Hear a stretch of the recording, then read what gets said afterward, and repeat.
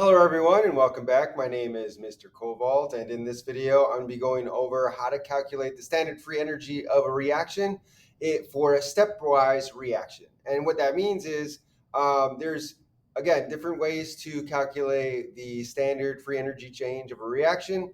I went over a couple of them in a couple of other videos. We have the delta G of the standard change in free energy of reaction is equal to the standard change in enthalpy minus the standard change in entropy multiplied by the temperature. We also have the using of the standard free energy changes of formation, right, of different compounds, and using the sum of the products minus the sum of the reactants. You could use that.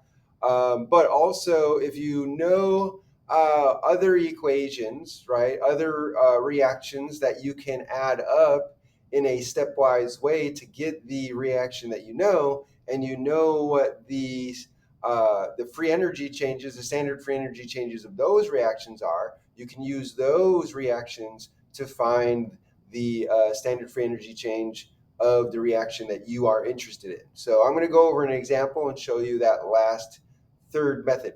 So here we're asked to find the standard free energy change of the reaction of this reaction here of carbon dioxide reacting with hydrogen to form propane.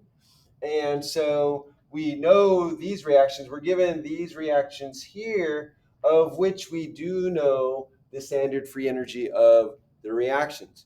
So our goal is to somehow add these up to get this one. And so we need to use what we know with regard to how the delta G, the free energy change of the reaction, relates to the reaction here. So let's get into this. So this is my target equation. I know that I have carbon solid and hydrogen gas on the reactant side. So I need to look here and see if I can get these on the reactant side from here. So what you'll notice here is I have carbon on the reactant side. So I want to keep this one in the direction that it is going. But here you'll see, where's the hydrogen? So I have hydrogen here.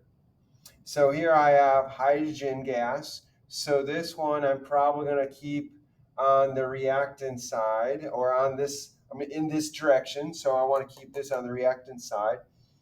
And also notice that I want the propane, the C3H8, to be on the product side. But you'll see that this first equation here has the propane on the reactant side. So I don't want it on the reactant side. I want it on the product side. So what I need to do is I need to switch this equation around. So I'm going to reverse it. So I'm going to have these as reactants. So I want the 3CO2 gas plus 4H2O gas. And that's going to give rise to these. I'm going to write these as products. So C3H8 gas plus the 5O2 gas. And so now I have the C3H8 as a reactant. Let me make this 3 clearer. There we go. Okay, so now that matches with my target equation. But what do I do about the delta G of this reaction? Well, you should know that when you flip or reverse the reaction, then you have to change the sign of your delta G. So here for this direction, our standard free energy change of the reaction was a negative 2,074 kilojoules. So we got to make that positive. For the reverse, it's going to be positive. So delta G, the standard delta G of the reaction, is equal to a positive 2,074 kilojoules. So now we'll get rid of this since we don't need this one anymore. We reversed it. So now out of these three, I need to add these together to get this one. So what about these two? So now I'm looking at my carbon here. I have carbon solid here. So the difference here is I have 1 mole of carbon in the reactants. I want 3 moles in my target equation. So what I need to do is I need to multiply my equation here by 3. So everything's multiplied by 3. So that's multiplied by 3. That's multiplied by 3. And this is multiplied by 3. So now I have the 3 carbons. That matches my target equation. So now, oops.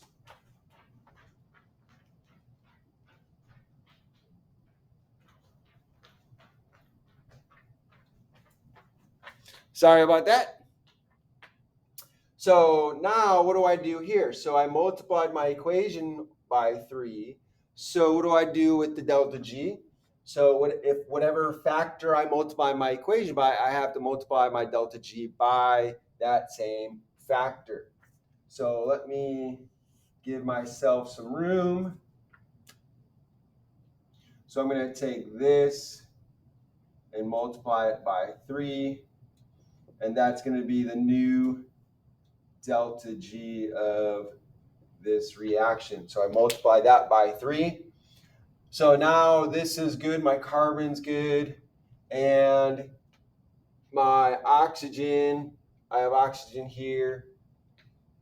And so now what am I going to do? Right? So here I look at my hydrogen here. I have hydrogen here, hydrogen here. Notice I have 2 hydrogens here, 2 H2s, but here I need 4 H2s. So what am I going to do? I'm going to multiply this equation by 2. So 2 times 2 is 4. And then 1 times 2 is 2. And then again, 2 times 2 is 4. So now I've multiplied my equation by 2. Once again, I'm going to have to multiply this by 2. So let me give myself some room. So I'm going to take this, multiply it by 2, and that's going to be the delta G, the standard delta G of this reaction. So now I have my hydrogen with a 4, hydrogen with a 4, my carbon 3, I have a carbon 3 there, and I have C3H8 as a product. So now what about the oxygens? What about carbon dioxide? That's not in my original equation. Well, hopefully at this point, they should cancel out. So anything on the reactant side and the product side should cancel out. So let's look here. So here I have 3 carbon dioxides on this side, right? So I should have 3 carbon dioxides on my reactant side to cancel out, and I do right here. So these 3 carbon dioxide gas are going to cancel out with those 3 carbon dioxide gas. What about oxygen? So here, oxygen, I have 3 on this side, plus the 4, plus 2 here. So 3 and 2 gives me 5. And I should have 5 oxygen on this side, and I do right here. So these 5 oxygens cancel out with these 2 and these 3 and these 2. So that cancels out. Now, what about water? Water is not in my equation. I have 4 water here, and I have 4 water there. So 4 as a reactant, cancel out with 4 as a product. So everything cancels out. I have my 3 carbons.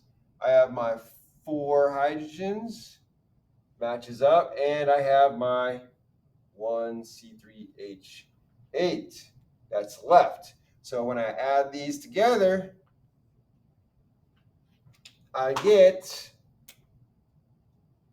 3CS plus 4H2 gas giving rise to C3H8 gas. So in order to get these, let me cross this out. We don't need that anymore, right? Because we got rid of that equation. So now since I added these together to get this equation, then all I need to do is add these together to get the delta G of this equation. So Hess's law. So when I add these together, I get, give me a moment, I get delta G, standard delta G of the reaction is equal to, what was it? Negative 23 kilojoules. So that is the standard free energy change of this reaction. And that's how you do it using stepwise reactions. So if you can create your target equation stepwise through other equations by either reversing them or multiplying them by a factor and then adding them together, then you can manipulate the delta G's in similar ways and then add those together and get your answer. So I hope this is helpful. If you enjoyed this video or if this video is helpful for you, then please by all means like this video, share it with your friends, hit that like button, and also don't forget to subscribe to my channel, hit that notification bell, and when you do, make sure you click all so that way you can be notified by all the videos I put out. And finally, put a comment down below. Let me know what you think. Ask me questions, give me suggestions. I would love to hear from you. Thanks for joining me and have a great day.